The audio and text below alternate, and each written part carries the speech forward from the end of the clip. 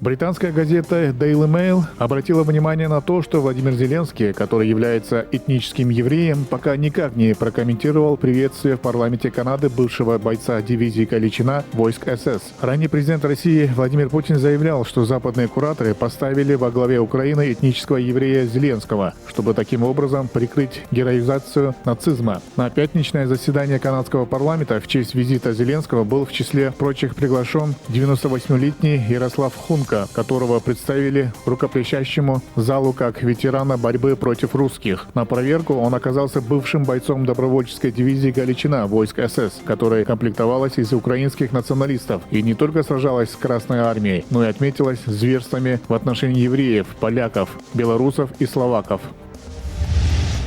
Полиция Армении задержала 168 участников акции протеста в Ереване с требованием отставки премьера Никола Пашиняна, сообщили РИА Новости в пресс-службе ведомства. Как заявил адвокат Арсен Бабаян, среди задержанных, в частности, депутат Национального собрания Тадевос Аветисян. Протестующие с утра прикрывают улицы Еревана, пытаясь парализовать транспортное сообщение в городе. Кроме того, демонстранты прошли колонной по нескольким улицам в центре столицы. В Ереване проходит акция неповиновения, децентрализованные антиправительственные шествия, объявленные ранее оппозицией.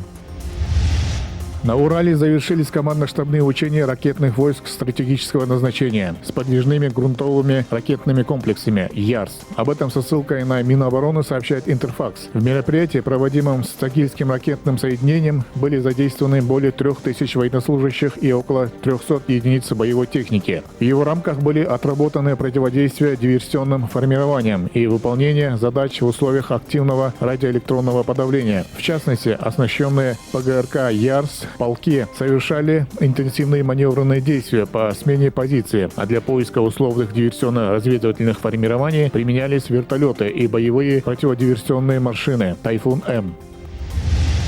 Китай надеется, что Вьетнам и США, развивая военное сотрудничество, отбросят менталитет холодной войны и не будет провоцировать гонку вооружений в регионе, заявил на брифинге в понедельник официальный представитель МИД КНР Ван Вэньбинь, комментируя сообщение о переговорах США и Вьетнама по сделке о передаче крупнейшего пакета вооружения в истории сотрудничества между странами. Ранее агентство Рейтер со ссылкой на два неназванных источника, знакомых с деталями сделки, сообщило, что администрация президента США Джо Байдена ведет переговоры с Вьетнамом по сделке о передаче крупнейшего пакета вооружений в истории сотрудничества между странами. Байден находился во Вьетнаме с государственным визитом 10 и 11 сентября. В составе делегации американского президента находились представители деловых кругов США, в том числе представители руководства компаний-производителей микрочипов Intel и Global Founders.